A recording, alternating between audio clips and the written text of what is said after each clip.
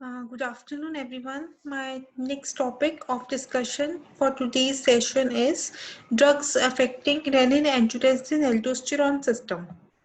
Means drugs acting on renin-angiotensin-aldosterone system.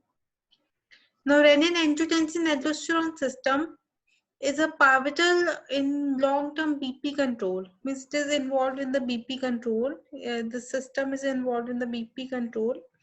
It is responsible for maintenance of sodium balance. There is sodium and water balance, control of blood volume, and control of blood pressure. It is responsible for three main things, that is maintenance of sodium balance, control of blood volume, and control of blood pressure. Now I'm going to discuss the pathophysiology of the drugs acting on the RAS and how the system works, how this RAS works. Now, whenever in our body there is sodium and chloride loss, or there is fall in blood volume, or there is fall in BP, or there is renal ischemia, to that there is a physiological response in the body that there will be low macula densa sodium and chloride in the renal tubules in the glomerulus, and there will be low glomerular efferent pressure, will be low fall in BP, and in the response to fall in BP there will be enhanced sympathetic activity, and this enhanced sympathetic activity will stimulate the beta 1 cells in the juxtaglomerular apparatus in the kidney, which will release renin, and this renin will act on the angiotensinogen to produce angiotensin 1, and this angiotensin 1 gets converted to angiotensin 2 by the enzyme, that is angiotensin converting enzyme, which is obtained in the endothelium of the lungs, vascular endothelium of the lungs, which is obtained there. This ACE enzyme converts angiotensin 1 into angiotensin 2. And by the action of the various aminopeptidases, this angiotensin 2 gets converted to angiotensin 3 and angiotensin 4. And this angiotensinases enzyme will lead to breakdown of this angiotensin 3 and angiotensin 4 into inactive fragments.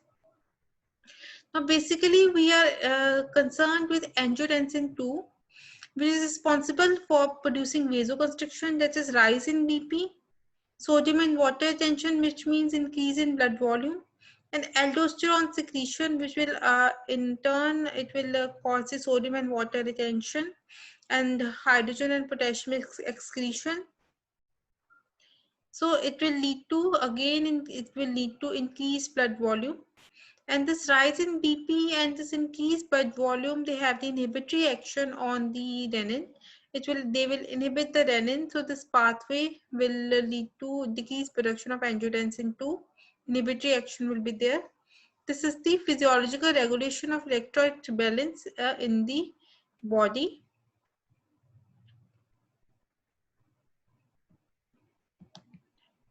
Now next is how the various drugs they act.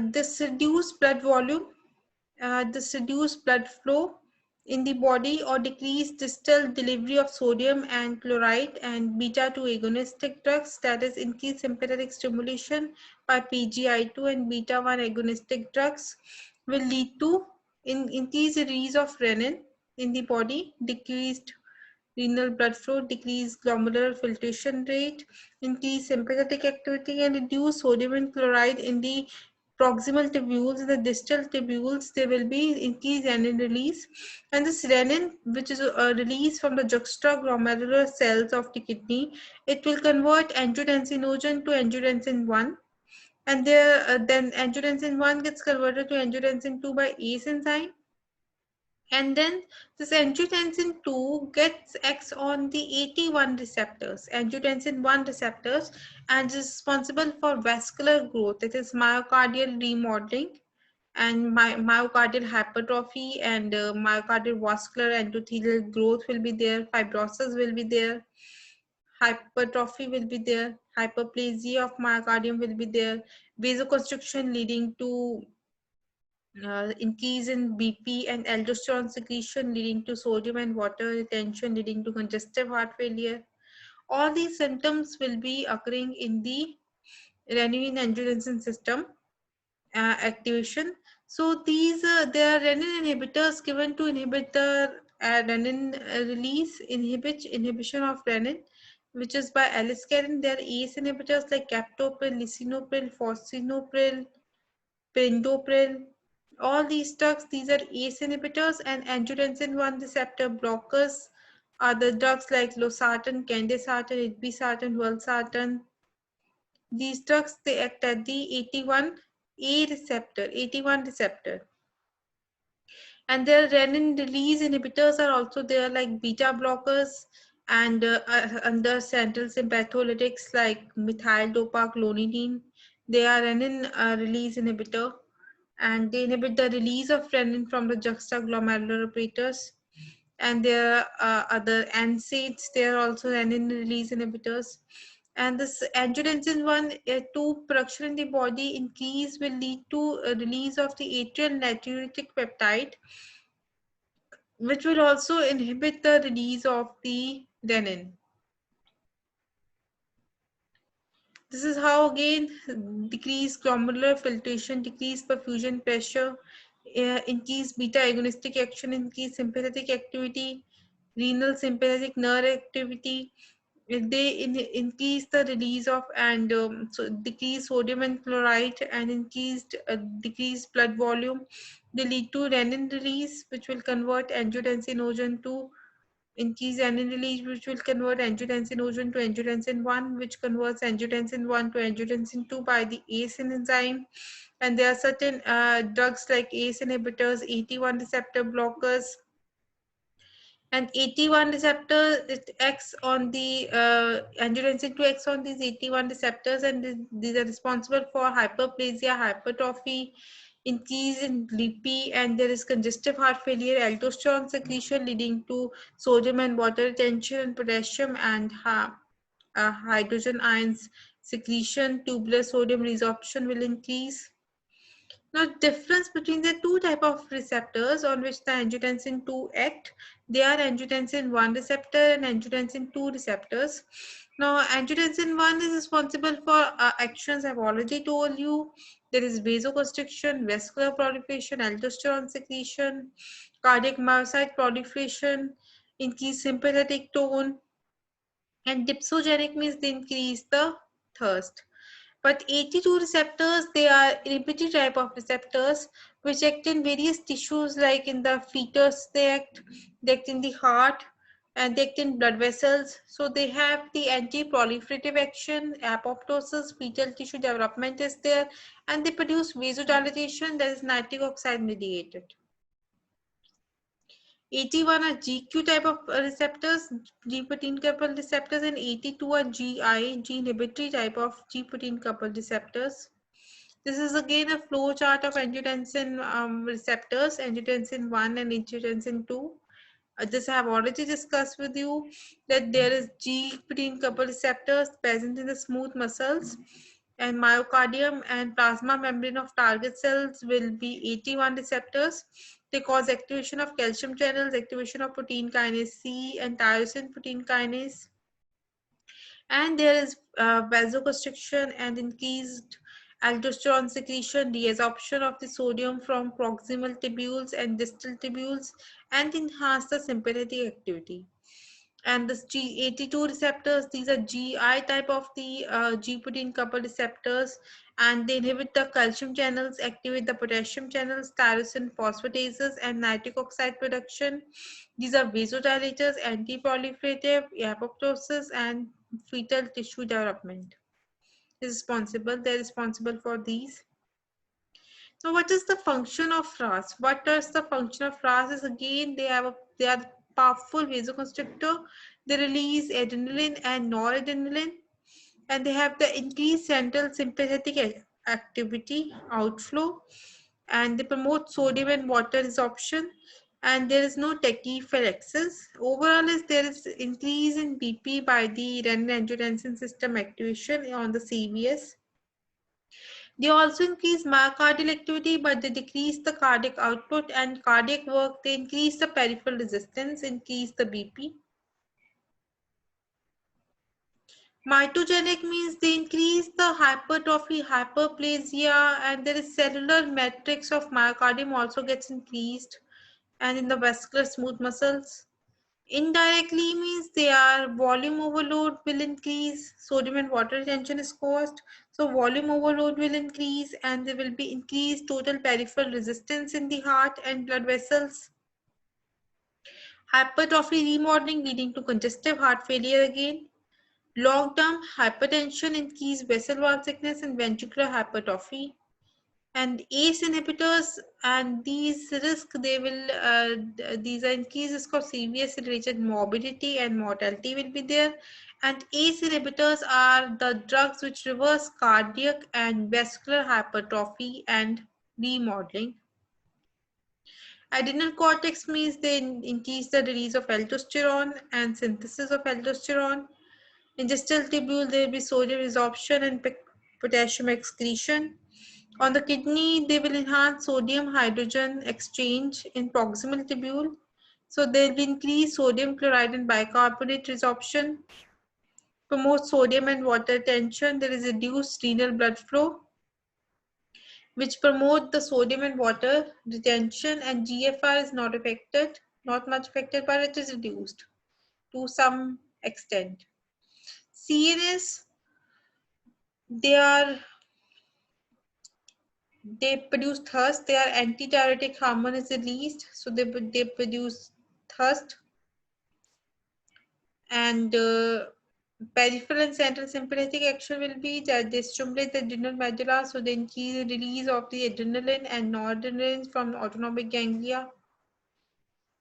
Now, drugs affecting RAS. First are release inhibitors. They are beta blockers, antisympatholytics, NSAIDs, and selective COX-2 inhibitors.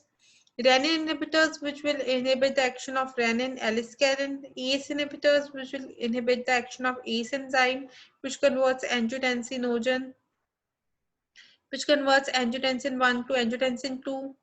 AT receptor antagonists, which act on the AT1 receptors and they block the action of angiotensin 2 on those receptors. Aldosterone antagonists, which block the action of aldosterone in the kidney.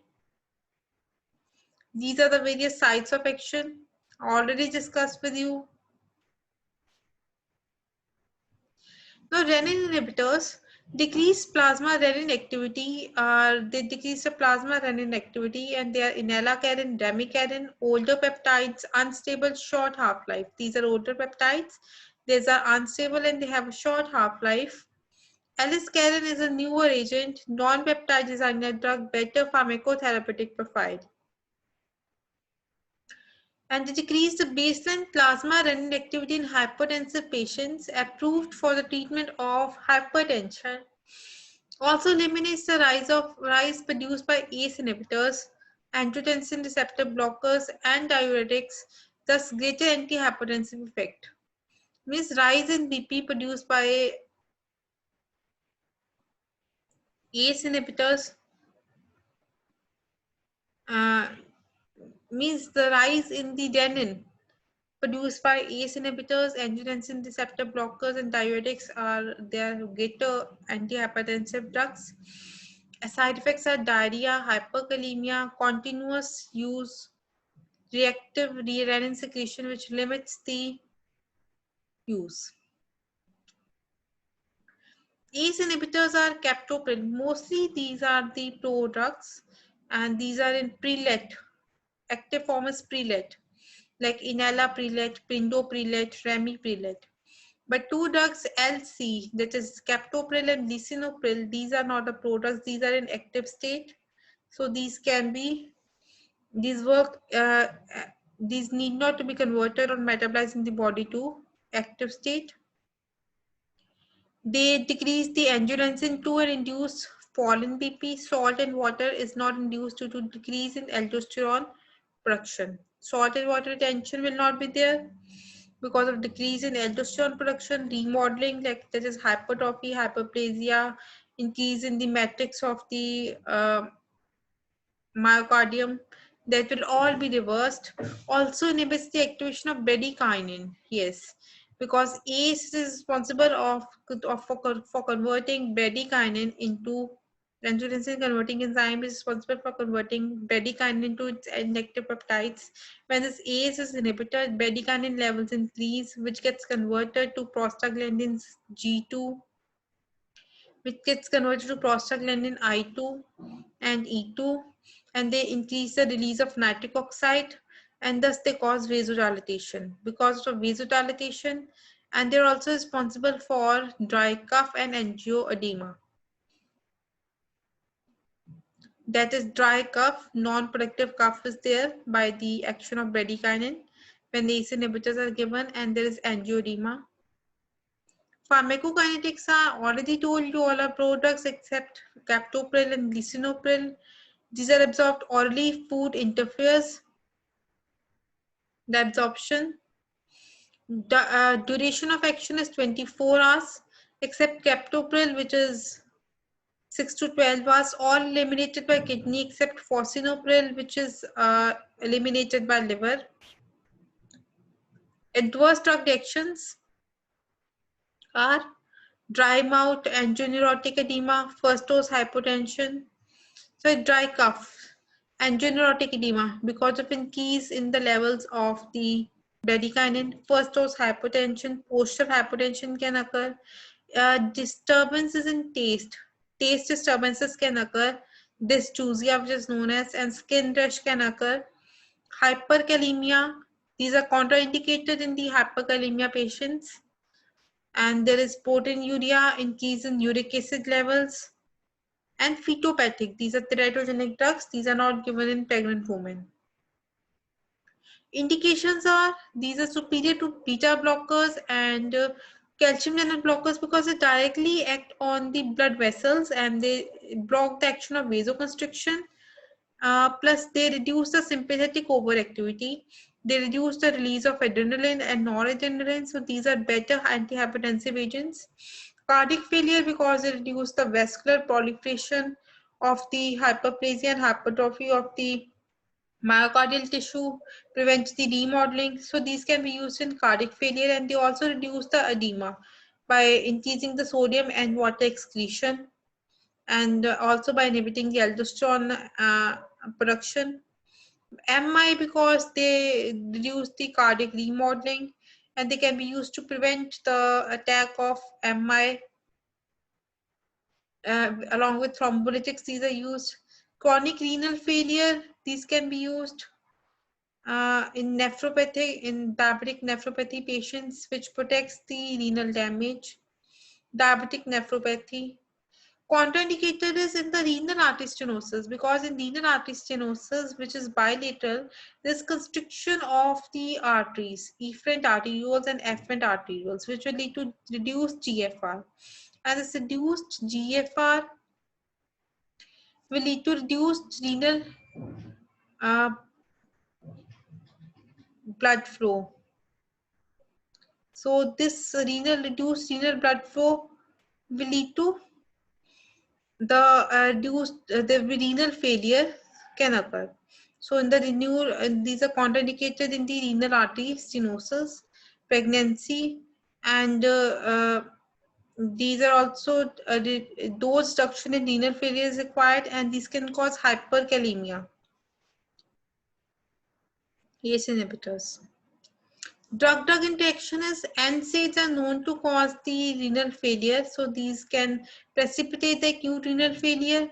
Potassium supplements, these can cause hyperkalemia because uh, these increase the levels of potassium.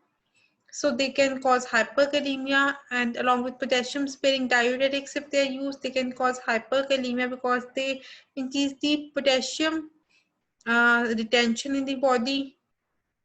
Angiotensin receptor blockers, they act at AT1 receptor, and the drugs are losartan, valsartan, irbesartan, olmesartan, candesartan, telmisartan, iprosartan. They have low affinity for AT1 receptor is losartan, and highest affinity is by candesartan, and it blocks all the action of the angiotensin 2. Now, what are the advantages of ACE inhibitor is that they do not inhibit the ACE enzyme, so no cough will be produced because bradykinin levels will not increase in the body. There will be no vasodilatation, no angioedema. And these ACE inhibitors do not inhibit the angiotensin 2 production by other pathways. Means from the other pathways, angiotensin 2 will be formed. So it will act on the AT1 receptors and it will produce the action. But when we block the angiotensin 1 receptors, the action of angiotensin 2 on AT1 receptors will be totally blocked. So that is the effective mechanism to reduce the various diseases occurrence. Angiotensin receptor blockers block negative feedback for renin and increase renin, which increase angiotensin 2 as AT1 are blocked. Means when AT1 are blocked, they will increase the angiotensin 2 levels, which in turn increases the negative feedback of which will in turn increase the renin production. So which can cause vasodilatation. So they can increase the renin production and there can be increased levels of angiotensin 2. And this increased levels of angiotensin 2 at the AT2 receptors will lead to cause vasodilatation and anti-proliferative effect in the heart and in various uh, tissues of the body. First dose hypotension is less with angiotensin receptor blockers and with ACE inhibitors. Side effects are they can cause hyperkalemia, dizziness, headache, GI upset, teratogenic. These are teratogenic. They can cause fetal abnormalities, congenital abnormalities in the fetus if taken by the pregnant woman. Contraindication is again renal artery stenosis and pregnancy. These are used in hypertension because they reduce the vasoconstriction, they reduce sodium and water retention, plus they reduce sympathetic stimulation. Cardiac failure because they reduce cardiac remodeling, they reduce myocardial hyperplasia, hypertrophy, vascular proliferation is reduced. So these and they also reduce edema, sodium and water retention is reduced. There is sodium and water excretion, so blood volume is reduced, preload is reduced. Post MI or stroke prophylaxis. For the prophylaxis, they can be used as the drugs as they reduce the cardiac remodeling. Diabetic nephropathy, these are renoprotective preferred over ACE inhibitors. Hypertension again, and these can be used as antiarrhythmic. Irbesartan maintain sinus rhythm. Irbesartan blocks the thromboxane A2 and it can act as antiplatelet drug. Aldosterone antagonists, these are potassium sparing diuretics. They antagonize the effect of aldosterone at the late distal tubule and cortical collecting duct. At the late distal tubule and in the cortical collecting duct, they will antagonize the effect of aldosterone. These are pharmacologically antagonism of mineralocorticoid receptors. The drugs are spironolactone and eplerenone. Spironolactone is the drug and eplerenone is the drug. Now, how these act is in the kidney and in the heart, they are acting. In the kidney, when the aldosterone is produced, there will be sodium and water retention leading to edema. And potassium and magnesium excretion will be there leading to arrhythmias. And in the heart, there will be collagen deposition leading to myocardial and vascular fibrosis when aldosterone is produced. And this aldosterone antagonist will antagonize the action of aldosterone. So there will be no sodium and water retention, so reduced edema, and no potassium and magnesium excretion will be there, so reduced arrhythmias. And no collagen deposition will be there, so reduced myocardial and vascular fibrosis.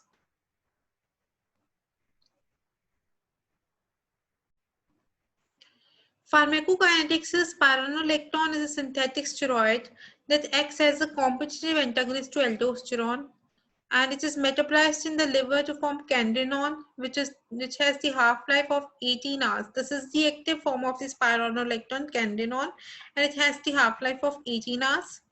Slow onset of action they're having, And adverse effects are there can be hyperkalemia because sodium and magnesium they are retained in the body. So there will be hyperkalemia, hyperchloremic metabolic acidosis. Hydrogen is also retained, so there will be acidosis and chloride levels are also increased. Gynecomastia and menstrual disturbances and impotence can occur. Hirsutism can occur. Gynecological disturbances can occur with spironolactone. Indications are they are used in edema, that is in the congestive heart failure, and they also contract sodium loss. Hypokalemia caused due to loop diuretics can be contracted by the aldosterone antagonistic drugs. There will be more potassium levels in the body. Drug interactions is dangerous hyperkalemia with potassium supplements. When potassium supplements are given, or ACE inhibitors or angiotensin receptor blockers are given, which cause hyperkalemia alone, there can be added action of hyperkalemia with these drugs, with potassium supplements and ACE inhibitors and angiotensin receptor blockers. Eplerenone is the newer more selective aldosterone antagonist, less likely to cause hormonal disturbances like gynecomastia, impotence, menstrual irregularities, and it is used in the CHF patients because they reduce the sodium and water retention, they reduce the edema, and they reduce the myocardial remodeling.